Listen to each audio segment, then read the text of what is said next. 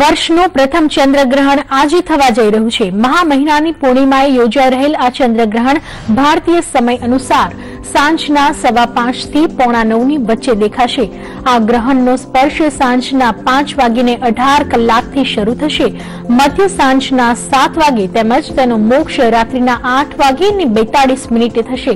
હિન્દુ ધર્મ અનુસાર ગ્રહણ વખતે ભગવાનના દર્શન અશુભ માનવામાં આવે છે અને તેથી જ દેશના તમામ મંદિરોના કપાટ આજે આ સમય દરમિયાન બંધ રહેશે। ખગોળ વિજ્ઞાન અનુસાર જ્યારે પૃથ્વી, ચંદ્ર અને સૂર્યની વચ્ચે આવે છે ત્યારે ચંદ્રગ્રહણ થાય છે, તો જ્યોતિષીઓના અનુસાર આ ગ્રહણ વિશેષ સંજોગોમાં થવા જઈ રહ્યું છે, જેમાં આ ગ્રહણનો સ્પર્શ પુષ્ય નક્ષત્રમાં થશે, જે શેલશા નક્ષત્રમાં સમાપ્ત થશે। તો આ વિશે વધુ વિગતો મેળવીશું અમારા સંવાદદાતા કિરાંગી નાયક પાસેથી। કિરાંગી, આજે થનારું ચંદ્રગ્રહણ ખગોળની રીતે અને જ્યોતિષની રીતે મહત્વ ધરાવે છે અને આ જે ગ્રહણ થવા જઈ રહ્યું છે તેને લઈ વૈજ્ઞાનિક તથ્યોનું શું કહેવું છે? આ ગ્રહણને લઈ અત્યારે શું વિગતો મળી રહી છે?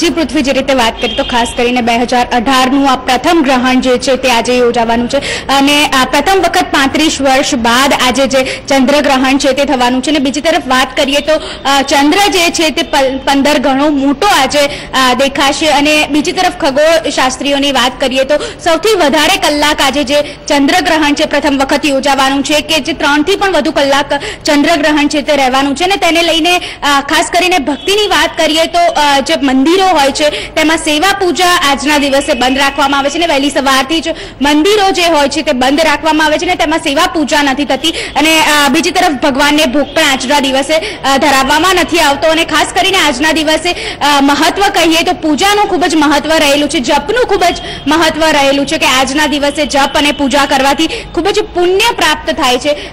જે તરફ વાત કરીએ તો ખાસ કરીને આજે કલ્યાણ પુષ્ટિ હવેલીના જે અધિકારી છે તે આપણી સાથે છે, મનસુખભાઈ, તેમની સાથે સીધી વાત કરીશું। મનસુખભાઈ, ખાસ કરીને આજે જે ચંદ્રગ્રહણ છે શું કહેશો? આજે જે જાપ તાપ કરવાનું કેટલું મહત્વ હોય છે? આજના ચંદ્રગ્રહણ મોટું ચંદ્રગ્રહણ છે।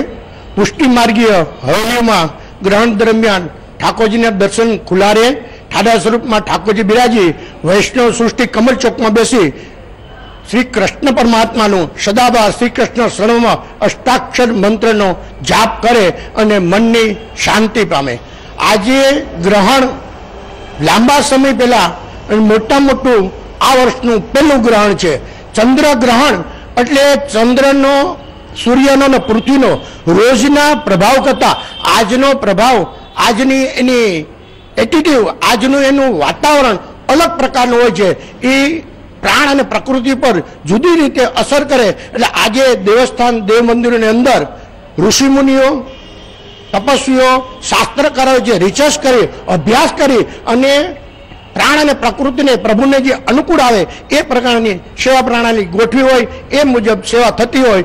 આજના ક્રમે ઠાકોરજીના દેવસ્થાનો, મંદિર બધા બંધ રહે, ભોગ સેવા બંધ રહે, ફક્ત પ્રભુનું નામ સ્મરણ, પ્રભુનું નામ, પ્રભુનો જપ આજે ખૂબ કલ્યાણકારી અને ઉચિત હોય છે એવું ઋષિમુનિઓ, શાસ્ત્રકારો કહે છે અને ઋષિમુનિઓ રિસર્ચ કરી આજનું જે ચંદ્રગ્રહણ દરમિયાન જે કંઈ જપ, પાઠ, તપ કરવામાં આવે એનું અનેક ગણું ફળ આપણા માનસિક રીતે પોઝિટિવિટી ક્રિએટ કરે છે। ચંદ્રગ્રહણનું ખૂબ વિશેષ મહત્વ છે। સૌ આજે પ્રભુ નામ સ્મરણ કરી અને પોતાનું જીવનું, આત્માનું કલ્યાણ કરે એવો સુંદર ભાવ ચંદ્રગ્રહણનો છે।